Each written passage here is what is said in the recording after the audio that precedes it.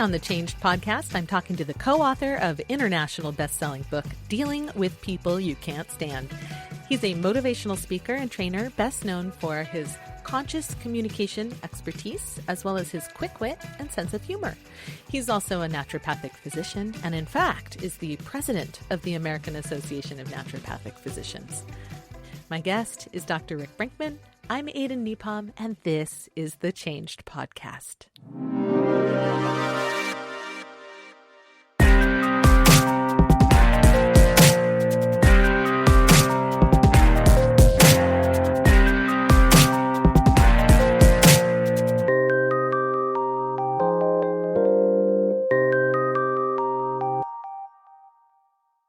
Hello, welcome. Thank you for being here. Thank you for having me, Aidan. Joining me today is Dr. Rick Brinkman. He's the co-author and author of 6 McGraw-Hill books, including international bestseller, Dealing with People You Can't Stand, Dealing with Relatives, Life by Design, Love Thy Customer. His latest McGraw-Hill book is Dealing with Meetings You Can't Stand, Meet Less, Do More. He's a speaker. He's a father. He happens to be my neighbor and my cat sitter. It's Dr. Rick Brinkman. Hey, meow to the crew. But so tell me a little bit about you. You're not just an author and a speaker. You also do other stuff. You're heavily involved with the AANP, which I don't know if you want to talk about that. Well, yeah, the American Association of Naturopathic Physicians. I am a naturopathic physician, and part of my story that we'll tell today is how that came about through a bunch of pivotal moments. That's very cool. That's very cool. And I know that some people are familiar with naturopathy. Probably a lot of folks who are interested in this podcast potentially know what that is. And then also it might equally be true that people who are interested in this podcast have no idea. Yeah, for sure. Well, when I first ran into naturopath, I thought it was a trail in a national forest. But we'll get to that in my story. But a naturopathic physician goes to a 4-year medical school, trained in all the same diagnostic science as any medical program. But when it's time to get therapeutic, instead of spending so much time on pharmacology and surgery, you will be required to take 4 years of clinical nutrition. You'll be required to take psychology and counseling so you can influence people to make changes that are good for them. You're going to be required to take botanical medicine, Chinese medicine, and when all is said and done, you're licensed by the state as a general practice primary care physician.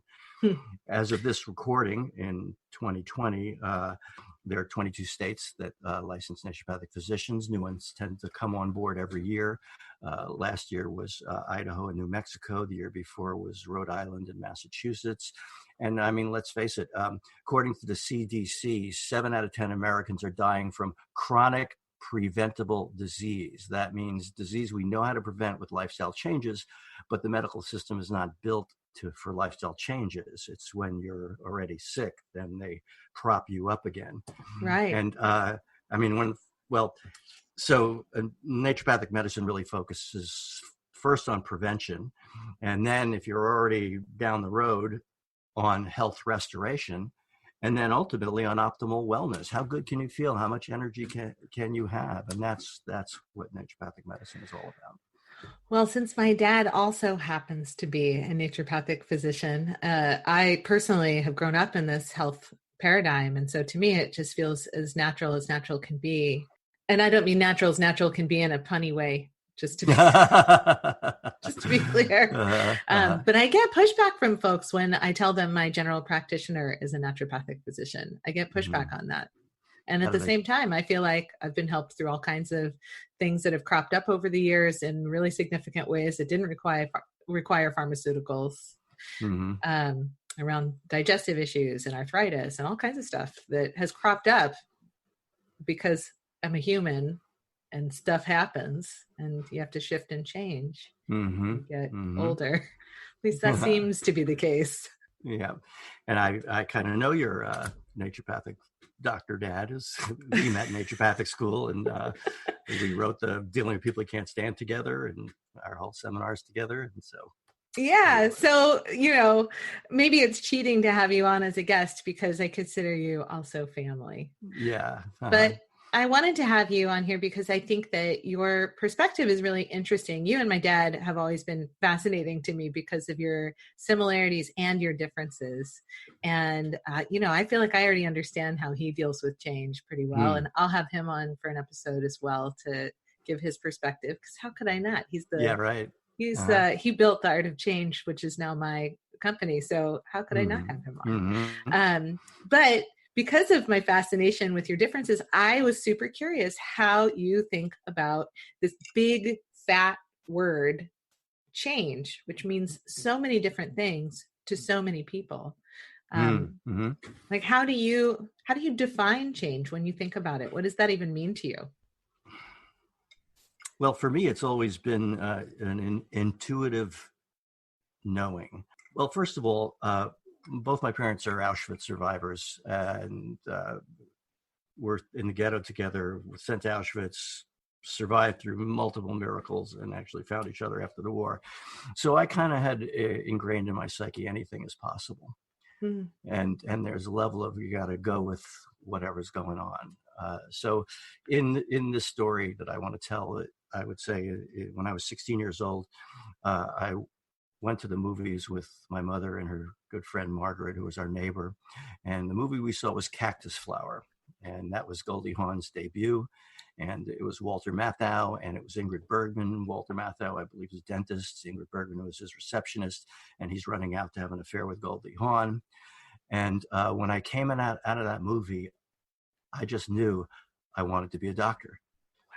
Now, on the surface, I thought, because I want to be the boss, I can run out and have an affair with Goldie Hawn. I don't have to explain myself. Just handle all my calls, change my appointments. So that was kind of superficial. But I don't think it was really that. It was just this inherent knowing. Okay, so fast forward, and I go to State University of New York, and I'm in pre-med program. And my first year, I'm looking at some of the courses in the catalog, and there's one that really interested me. It was called Dictators, Demagogues, and Extremists. How do the people like Mussolini, like Hitler, like Roosevelt have such an influence and make such a difference on history? And I thought, I'd really want to do that. And then I read, you have to do a class. You actually have to pick somebody and do a whole class presentation. I'm like, I'm not doing that. I get in front of that group.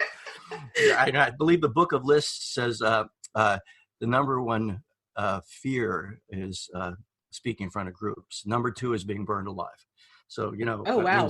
Pass the gas can and the matches, but I'm not getting up there, right? Okay, so now fast forward to my junior-ish year. Just like when I walked out of that movie theater, I knew I had to be a doctor. I just one day knew I had to learn how to speak in front of groups. I didn't know why. So I looked at the catalog and I started making sure I took classes that required me to do that. And the first one was an anthropology class. And it was in one of those IRA's big auditoriums. So there's like 100 people in the class or whatever. And you got an assignment for one group of people, and you had almost like a Cliff Notes type book. It was that thin and that paperback that explained everything about them. And you had to do a report in front of them. So I remember when I did this one very obscure tribe somewhere in South America that I'd never heard of before. And I was wearing my overalls because I could feel really comfortable then. And I had my hands in here. And I went through the presentation, and this tribe was kind of strange because they didn't really have any religion. They didn't really have a lot of rituals. They didn't really have artwork. They didn't really make pots or pictures. I mean, when you went down the list, they were like nothing. And I said, the only ritual they actually have is that when your sister goes out with her first boyfriend, you need to beat up the boyfriend. Oh my gosh. Yeah. And the whole place broke up in laughter. And I wasn't trying to be funny. That was true with this tribe. That was the only thing they did that was like consistent. And when I felt that relief in the room, I also knew that I had to learn about comedy. And that comedy is the secret for everybody to be comfortable. So that was a pivotal moment. So now we fast forward and I graduate. And, I went straight through from kindergarten all the way through college nonstop. And I just kind of I had enough. I mean, I was a good student in that I never caused trouble. I just kept my head down, get my stuff done. I wasn't a perfect A student because I would really slack off, but I could easily get B's or B pluses without trying. That, Okay, but I needed a break. And so this was 1976, and I heard a rumor there was something west of Jersey. So I decided to get a van and go on an open-ended cross-country trip. And I had no necessary endpoint. It was with my girlfriend at the time. We had enough money. And we decided to start our trip in Vermont at the home of her former roommate, who was always a really good buddy of mine. We had a sister-brother relationship. She'd call me brother. I always call her sister and such.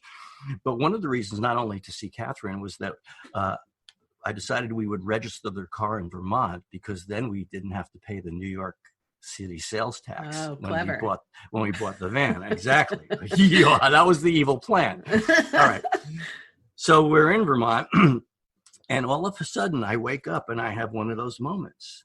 And I said, we're going to go cross country. People are going to look at our license plate. They're going to say, oh, you're from Vermont. And we'll have to explain, no, actually, we're just kind of cheap New Yorkers trying to beat the state out of sales tax. We got to be New Yorkers. We're going to New York. Let's pay the money. So we go across the border to, I don't know if it's Plattsburgh or what's right across the border from Vermont, to the DMV in New York. And turns out we don't have to pay money because that's point of sale, but we get our New York plates. Okay. Small thing that turns to be a big thing. So now we fast forward. So it's now 3.5 months and 17,000 miles later. I'm in what I think is Eugene, Oregon. And I mean, I'll never forget the first time I saw the Pacific Ocean, La Jolla, California. I was in Alaska when I first started doing speaking. There was a lot of Indian names up there. I didn't want to offend anybody. So as soon as I got into town, I went to a restaurant. I said, can you specifically pronounce where I am? The lady said, sure. Burger King. That's where it's in Alaska. But okay, so I'm in this park in Eugene, Oregon. And well, what's funny is in Oregon, I was told 5 minutes across the border, I was told how to pronounce it correctly.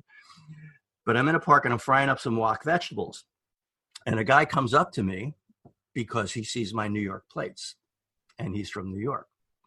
And we start talking about, natural foods and stuff. I had already gone through a revolution where I realized everything in the supermarket isn't good for me. And I went to raw foods and juicing and all this kind of stuff. And, we had all that kind of stuff on the road with us. We were all creating all our own meals, all out of real food. So he tells me about naturopathic medicine, and I had never heard of that before. And he says, yeah, there's a school. It's in Portland. And I go, wow, maybe I should check that out. We weren't going to go to Portland. We were planning on heading to the coast and going up the Oregon coast. Well, no, we'll go to Portland. We'll check it out the next day. So I arrive in Portland, and I go to this school, and they say, who are you? And, I'm kind of real scruffy. I mean, I've been on the road for 3.5 months living in my van, right? I can only imagine the amount of facial hair and, yes, and, exactly. and hair in general. Oh yeah, my hair was like your out huge there curly hair in the 70s. Okay, so they say, oh, well, let's get you Steve Sandberg Lewis, because he was from New York, so they figure he could relate to me. And he's taking me on this tour and telling me about this, and I can't believe it. It's like, seems perfect. It's exactly, I mean, it's the crossroads of all that health and diet that I've been paying attention to, and at the same time medicine and prevention and wellness. But I'm thinking, I'm from New York. I never heard of this before. It's got to be bullshit. How can this be? Right? If I didn't hear of it, I know everything. I'm from New York. I think that still persists, that attitude. Yes, only it's specific to literally every state. It's like, I'm from Nebraska. I never heard of that. That can't be a thing. Right. Everybody's got their own level of arrogance about something. Right. Okay. So, but the weird thing is, everybody is so real and making such eye contact and so present as beings that at the end of the tour, I'm standing there and I'm left with 2 F's in each hands. One is the New York. This is either really fortuitous or this is really flaky. So which is it going to be? And then this guy runs by and he stops, and he was like on a mission. He was like going someplace, but he stopped and then he just looked at me like this and grinned. And when I looked into his eyes, I knew this is for real. And they tell me, oh, you know what? It turns out there's one space in the class. Somebody is not showing up. And you could fill that space, but classes start next week in 5 days. Whoa. Yeah. That's a real, like, you got to do this or don't do this. It was a moment. It was a moment of now. And I just had that intuition again. No, this is real, and this is what I'm doing. And, you know, I was totally free to go wherever I want. So turned around the van, went to Kansas, and 5 days later was in class. Wow. That is so cool. Yeah. A date with destiny. And I know the person whose eyes I looked into. He's a very good friend now, and naturopathic doctor, Noel Peterson. No. Yeah. I know Noel as well. Yeah. Uh-huh. Yeah. Oh, that's so cool. So that led to everything. And then, you know, when I met your dad, he was in the class behind me, and we just somehow also had some kind of connection. Not just, we were both named Rick or whatever. And I was again in the mode. It was in Wichita, Kansas. Okay, so the naturopathic school put on a dinner for the public, and with all kinds of interesting foods, raw foods, and different grains that they may never tried before. We would do this whole menu, and I became in charge of the dinner because my father owned a discotheque and restaurant, and I had worked there, so I had some little bit of knowledge, comparative. But then I also wanted to you got to speak, and that's what I really wanted to do. You got to talk to everybody at the dinner. I was still in that mode of volunteering. I wasn't totally out of fear yet, but I was moving in that direction and knowing I got to keep moving in that direction for some reason. So your dad invited me over to the house because his wife, your mother, was a really gourmet, natural cook. And I remember she had carrots, nattuki, and some other cool things that were possibilities for the dinner. And that's Did she make Laney burgers? Oh, I don't think I had a Laney burger. Laney burgers were amazing. They had like mushrooms and lentils and rice, and they're so good. She doesn't remember how to make them. Oh, no. Oh, darn. Well, so that was great. That's how we started. And then here, what would happen, strangely, was back then, the first 2 years of classes were in Wichita, Kansas. And then the next 2 years were in Portland, Oregon, which was much more clinical. That was a brief period when the school was divided. So you kind of knew people, right, in the class ahead of you and behind you. Then you and they disappeared from each other's lives for a year. And then you got reunited again. So now if we fast forward to when I'm a senior and your dad's a junior, and they ask your father to go on this town hall program, they being the administration of the school, it's something about health and wellness. And he goes on this town hall program, and there's a medical doctor who sees him and has some level of moment recognition that, hey, we need to talk. And it turns out he used to be head of OBGYN at St. Vincent's Hospital, and he went through a real awakening, and he would tell us the symptom is a metaphor for what's going on. If somebody has uterine bleeding, you should ask him if those were teardrops. What do you think he'd be crying about? Wow. And yeah, that changes his practice completely. His colleagues bring him up on charges of being insane. He was cleared of those, but it really changed where he was doing more counseling on symptoms than he was doing surgery. So he wanted your dad to be his assistant and such, but your dad says, well, no, I got one more year of school, but I got a friend Brinkman here who's graduating in a month, and maybe he'd be interested. So that's how we connect. And then he gave us a book list, and on that list were something we never heard before, NLP books, neuro-linguistic programming. And we read all those books really fast. And then what would happen is you'd go in with patients, and a senior would always pick a junior.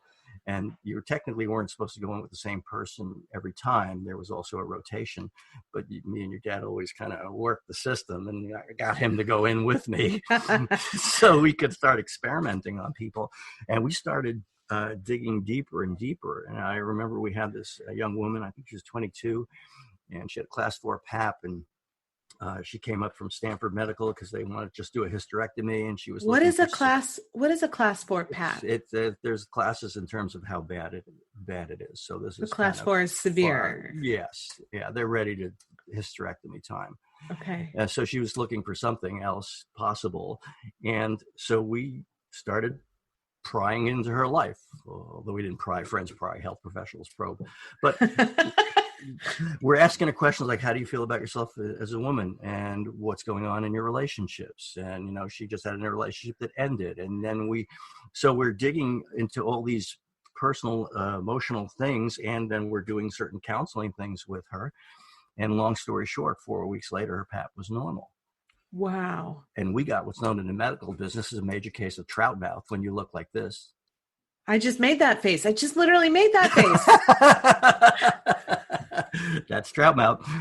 And so I'm counseling more and more people. I remember I had a woman who had arthritis. She had tried everything I've ever heard of, whether it was traditional or alternative, as it was called back then, now being politely called complementary. And nothing really worked. So again, I'm thinking, oh, nothing else has worked. So what do I got to lose? I'll pry into her life. So I find her husband works for the federal government. So he's flying back and forth to Washington, D.C. each week. She's hated that job for 20 years, but doesn't express it at all because she wants to support him. When minor upsets would occur, she wouldn't deal with it because they only had 2 days a week together. So she would suppress her feelings about that. He was supposed to take an early retirement. He decided against that on his own. She suppressed her feelings about that too. Now, if you suppress too much somebody you care about, it'll build up a barrier between the two of you. Yeah. My entire prescription is to teach her how you share upset without the other person feeling attacked. She did this, and 30 days later, her symptoms are gone. And That's they stayed gone. I had a guy who was depressed. He'd been through 2 years of psychoanalysis. At the end of 2 years of analysis, the analysis was, you're depressed. Okay. He said, I know. That's what I came with. Take this medication. So now he's more depressed because, first of all, the medication really wasn't working for him. But secondly, he didn't realize he was violating a personal value by being on medication, the value of health. Yeah. So I started digging into his life. Well, what's going on for you now? And he says, dead end job, going nowhere. I ask, well, what about your past? He goes, filled with failure. I say, what about the future? He says, more of the same coming. Pretty depressing, huh? Yeah. For your viewers, here's a quick tip to bum yourself out in case you ever get too happy. Pick something in your present that you hate and see it keep going forever in your future. You will immediately feel bad, drain your energy. Well, with him, I had him clarify his values. We set some goals. We broke those goals down into specific action steps. We did a little internal tune-up of the self-esteem. 2 months later, quits his dead-end job, starts his own business. Depression is history. So that was the first major change. Wow. In my history as well as your dad's history. And that I mean, if I'm not mistaken, those moments changed everything for you guys moving forward. Yes, they did. They absolutely did. And in fact, then when I graduated, the founders of NLP, Richard Bandler and John Grinder, were doing an in-house live-in 21-day NLP training. They kind of rented part of the University of Santa Cruz during the summer, and you went down there for 21 days, and 9 hours a day you were doing stuff. You had a presentation, but then you had an assignment to go out in the world and do some kind of thing. And that was really, there was another fortuitous thing here because they had different tracks. Okay, so they had an advanced and I believe a medium and a beginner track. Now, because we had never done a seminar with them, they put us in the beginner track. That was, you never did a seminar with us, you're in the beginner track. We were not beginners. We were like super advanced with this kind of stuff because a lot of them were therapists, so they're learning things, but they all have their own way of doing therapy already, and they're trying to integrate this. Whereas this is like, for us, it was yeehaw, this is it. We know this stuff works. But what was really perfect about that is we were able to see how they were programming us, what they did in front of the group. Oh, yeah. On that level to really install this in us. And I mean, we both became professional speakers, and that was like the beginning of it. And so when we came back from that seminar and the next school year started, all our all our colleagues knew what we were doing. Okay. They were shunting us, all the hopeless patients, which was really convenient because everybody's tried everything else already. They've checked all the boxes, right? In Right. traditional medicine and naturopathic medicine. So all we had to do was just go yeehaw. We got nothing to lose. But that we did a class, and we did I believe it was 2 or 3 hours on a Monday night. And we did 10 weeks to teach them those skills. And that was the first seminar we ever did that led to everything else. Was that the magical nature of communication? That was the magical nature of communication, our first program. Yeah. I'll have to share an image from that. I have a poster image from the magical nature of communication. It's, it's like on when you guys used to have, basically like take it to a print shop and have them made, yeah. Right? So it's like, it's pretty cool looking. It might be hand drawn. Your father was the artist in our group. It might be. He would draw the things, and we would hand write the flyer. I mean, yeah, it looks stenciled. Yeah, it's the writing looks stenciled. It's very cool. Like the ones they're old rub-on style. Yeah. Yeah, that's when we got more sophisticated. First, we were just writing it. So that's 1980. You didn't have a computer. You didn't have desktop publishing. Right. I mean, I remember technology changes. I remember my dad having to collect all of his transparencies to take on a speaking trip. He had like a binder with the transparencies for a program so that he could put them up on the slide projector in the right order, including the blank ones where you're going to write stuff, and you were writing stuff on the printed ones anyway. And I remember all that. It was a very cool time. Now it's all this, fancy stuff with computers. With projection and death by PowerPoint. Yeah. Now the people have that problem where there's too much information on screen because it's so easy to put it there. Well, first of all, thank you for sharing all of that history. That is so cool to hear. And the stories from the patients that were so, I think the piece of the story growing up that I didn't have that was so cool to hear was that these were the lost causes. These were the people who had already tried everything, and everyone was like, dude, we don't know. And then you guys were like, what a cool opportunity to try something unusual and different and just see what happens. So to me, that was that's a pivotal thing right there. A lot of people would be like, why are you, they're lost causes, cut them loose. And you guys said, oh, they're lost causes. We got nothing to lose. Yeah. Right. It's a really important distinction. It's really cool. It makes me wonder about, in general, how do you feel about big changes, little changes? You were even the license plate piece of your story was a little thing that turned into a big thing. So again, I guess what I'm asking, thinking out loud, I'm just reacting. Yeah. I guess what I'm asking is, generally speaking, how do you feel about change in general? Do you have a real broad change is good, change is bad? I'm the captain of my own change ship.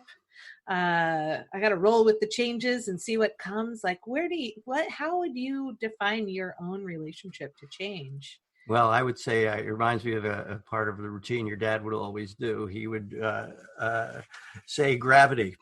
Okay. I don't like gravity. I don't believe in gravity. Why is this happening? And then he would follow it up with, you can wish in one hand and spit in another. Guess which one fills up first.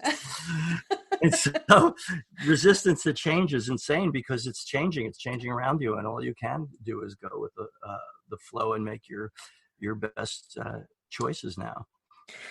I love that. It also is a great reminder to the piece that he would do with me with the gravity piece, letting the thing fall, is you'd follow it up with, oh, well. Yeah, so well. As a way of I don't like it. Oh, well. Which is a great reminder for me.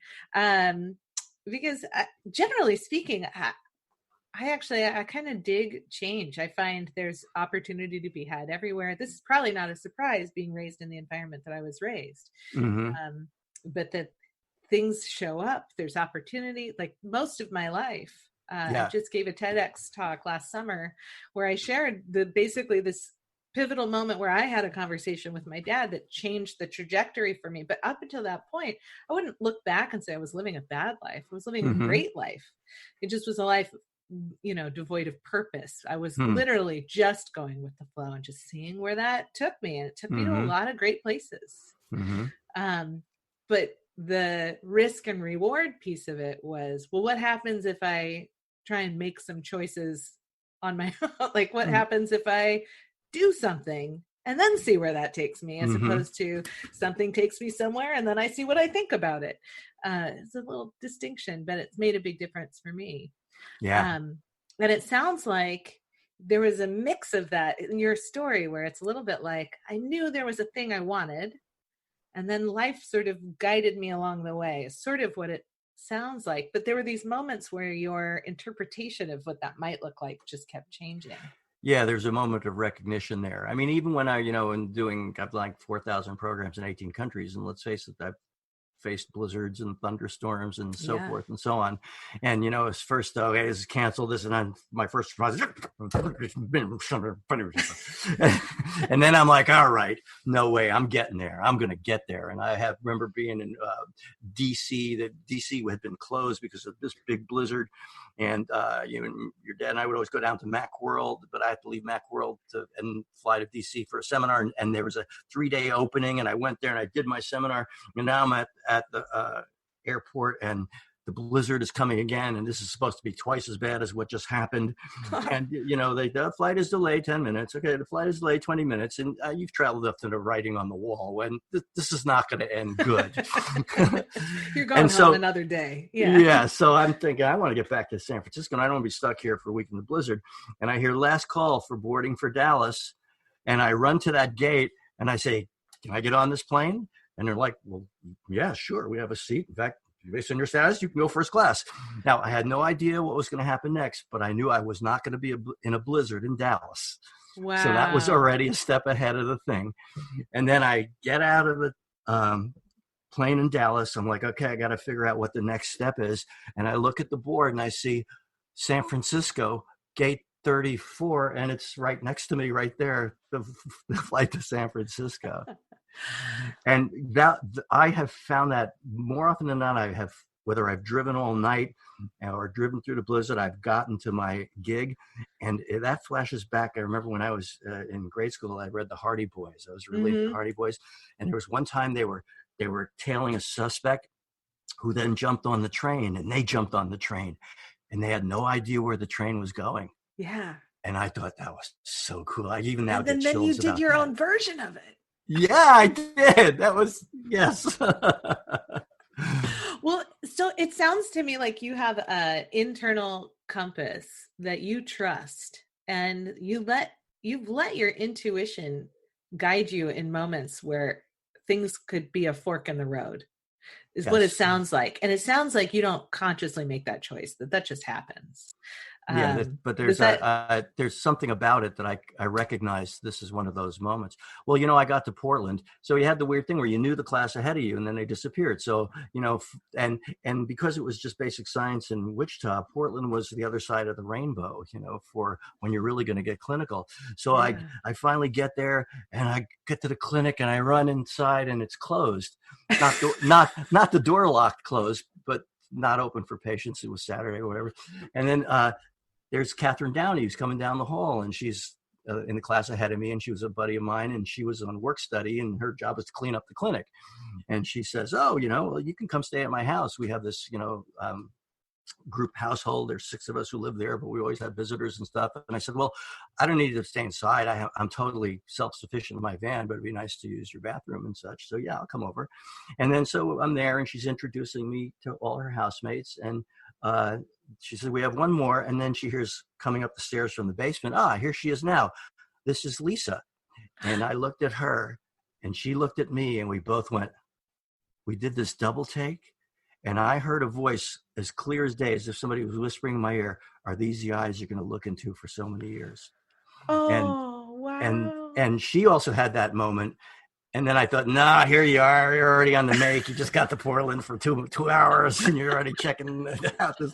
And she also was like, man, this guy must be slick or something like that. But long story short, we were married 5 months later and it's been 40 years. That's incredible. So I wonder if we're going to generalize out from your experience, which I'm a really big fan of doing. I like to just wildly, I think this is an equally human instinct to just like wildly generalize from a limited sample. So wildly generalizing, to me, it seems like there's an advocacy here around intuition, around like really trusting that intuition through these moments where there could be a pivot that you might not necessarily recognize, but just sort of like be open to recognizing those moments. What do you think about that?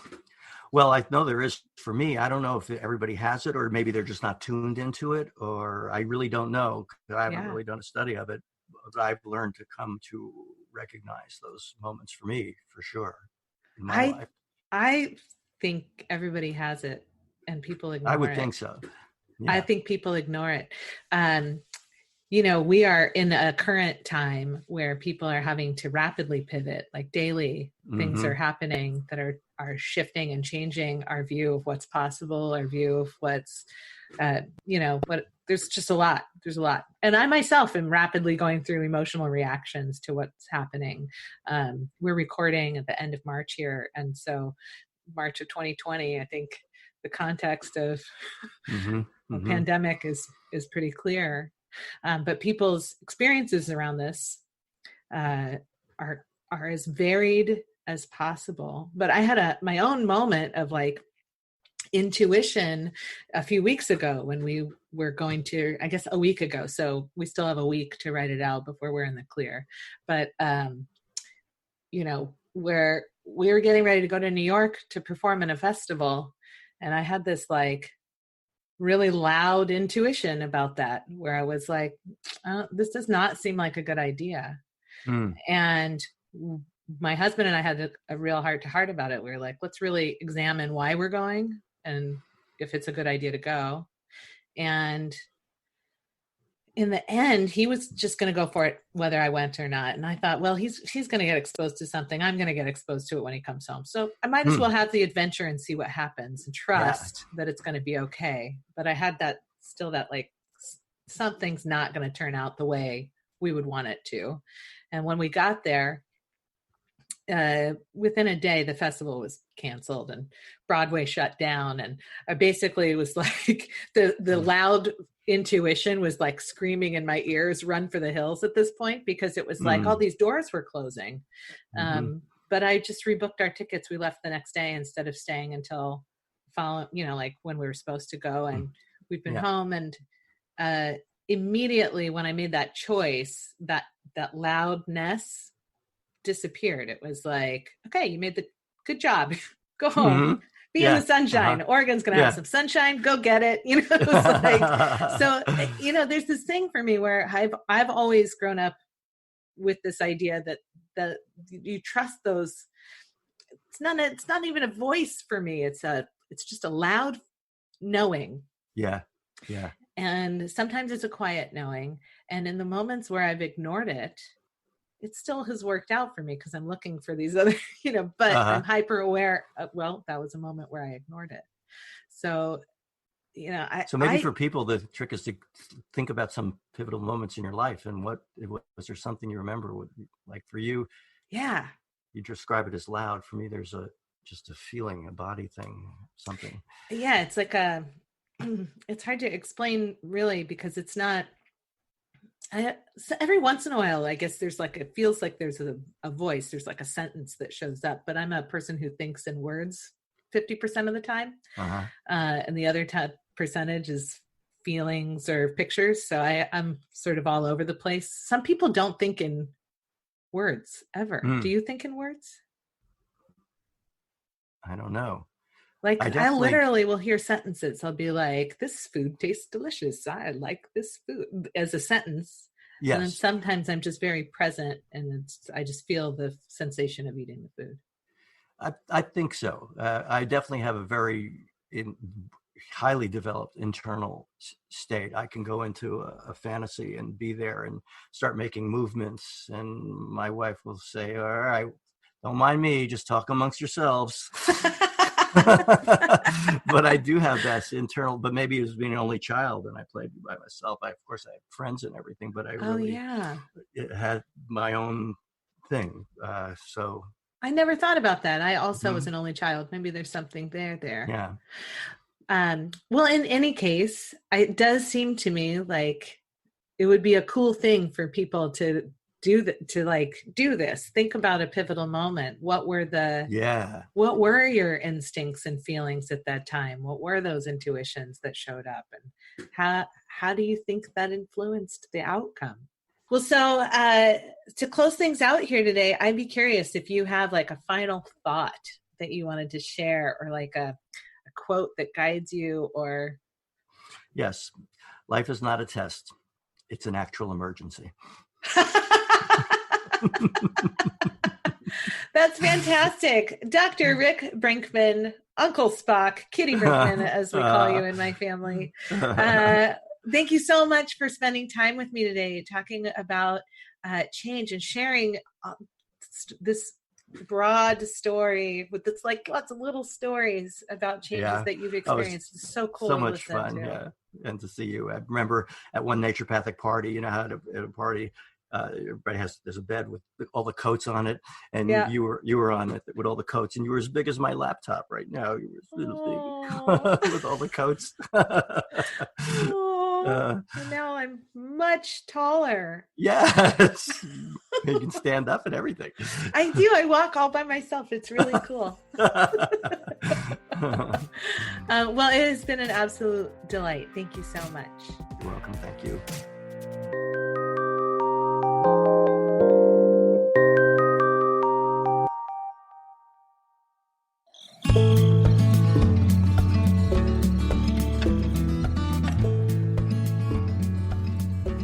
In the conversation about what change means, we often neglect the importance of our intuition at these fork-in-the-road moments.